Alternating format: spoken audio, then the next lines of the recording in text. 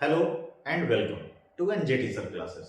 प्यारे बच्चों, आज हम आप रेस्ट और मोशन के बारे में बात करने चल रहे हैं। ये क्लास 9 के लिए दूसरा वीडियो मैं लेके आ रहा हूं, जिसमें आज हम बात करेंगे रेस्ट और मोशन की।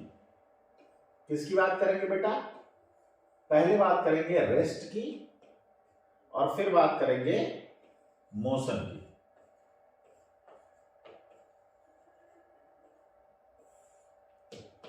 Rest and motion. अगर कोई आपसे पूछे कि रेस्ट को डिफाइन करो, तो आप कहेंगे जो बॉडी मूव नहीं करती है, जो बॉडी मूव नहीं करती है। मूव नहीं करने का मतलब क्या है? मूव ना करने का मतलब है कि अपनी पोजीशन को चेंज नहीं करती है। वो ऑब्जेक्ट जो अपनी पोजीशन को चेंज नहीं करता है, उसे हम क्या कहेंगे? रेस्ट में कहेंगे।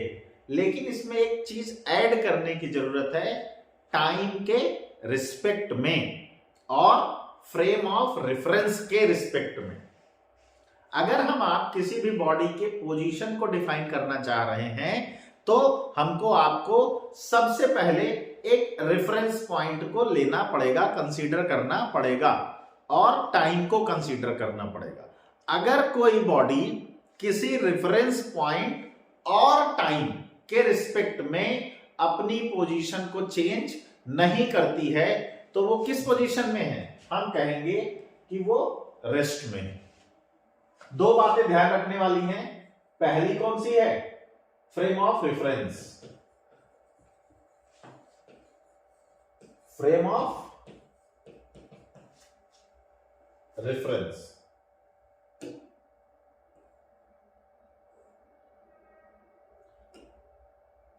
Frame of reference. और दूसरा कौन सा बात है? टाइम। ठीक है, विद रिस्पेक्ट टू टाइम। अगर कोई बॉडी किसी फ्रेम ऑफ रेफरेंस और टाइम के रिस्पेक्ट में अपना पोजीशन चेंज नहीं करता है, तो हम कहेंगे कि वो बॉडी कहां है? रेस्ट की पोजीशन में है। An object is said to be in rest if it is not changing its position with respect to frame of reference and time।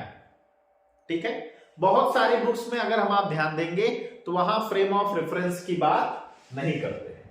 किसकी बात नहीं करते हैं बेटा? फ्रेम ऑफ रेफरेंस की। ठीक है, चल जाएगा, लेकिन फर्स्ट रैंक और सेकंड रैंक में जो डिफरेंस होता है वो यही रह जाएगा। ठीक है, चलेगा।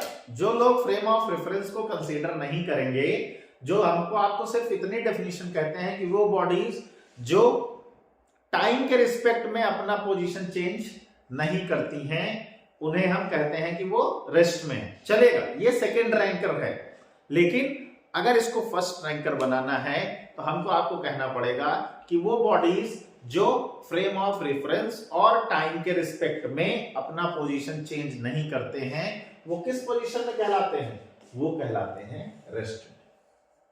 An object is said to be in rest if it is not changing its position with respect to frame of reference and time। ठीक है, और मोशन के रिस्पेक्ट में क्या होगा बेटा? मोशन वाले केस में, मोशन के केस में हो जाएगा कि अगर कोई बॉडी किसी फ्रेम ऑफ रेफरेंस और टाइम के रिस्पेक्ट में अपना पोजीशन चेंज कर रहा है, तो वह मोशन में कहलाएगा। अब इसको समझिए कैसे। मान लीजिए मैं किसी ऐसी जगह पर खड़ा हूं जहां पर रेलवे का ट्रैक, ठीक, मैं खड़ा हूं और उस रेलवे के ट्रैक पर एक रेलगाड़ी मूव कर रही है, तो मैं उसका क्या हो गया? फ्रेम ऑफ रेफरेंस हो गया। मेरे रिस्पेक्ट में मैं खड़ा हूं, तो मैं कहां हूं? रेस्ट में।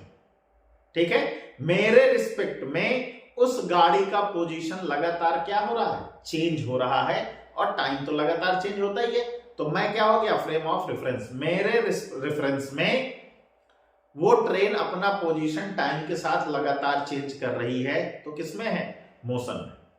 अब ट्रेन वही है, मैं उस ट्रेन के अंदर हूं। सेकंड केस क्या है? मैं उस ट्रेन के अंदर हूं। ठीक, मेरे सामने वाले सीट पर एक व्यक्ति बैठा है, ट्रेन अभी भी मूव कर रही है। ठीक है, लेकिन मेरे रिस्पेक्ट में मैं ट्रेन के अंदर हूं, ट्रेन अभी भी क्या कर रही है, मूव कर रही है, लेकिन ट्रेन के अंदर जो मेरे रिस्पेक्ट में सामने कुर्सी पर व्यक्ति बैठा है वो क्या है बेटा, रेस्ट में है। ठीक है, तो फ्रेम ऑफ रेफरेंस बहुत इंपॉर्टेंट है, इसको हम आप नेग्लेक्ट या इग्नोर नहीं कर सकते। ठीक, अगर कोई बॉडी फ्रेम ऑफ रेफरेंस और टाइम के रिस्पेक्ट में अपना पोजीशन चेंज करती है तो वो किसमें है, मोशन में, और अगर फ्रेम ऑफ रेफरेंस और टाइम के रिस्पेक्ट में अपना पोजीशन चेंज नहीं करती है तो वो रेस्ट में है। ठीक है, तो मैं उम्मीद करता हूं कि आपको रेस्ट और मोशन की डेफिनेशन समझ में आई होगी, लेकिन एक बार इंग्लिश में भी समझ लीजिए, an object is said to be in motion.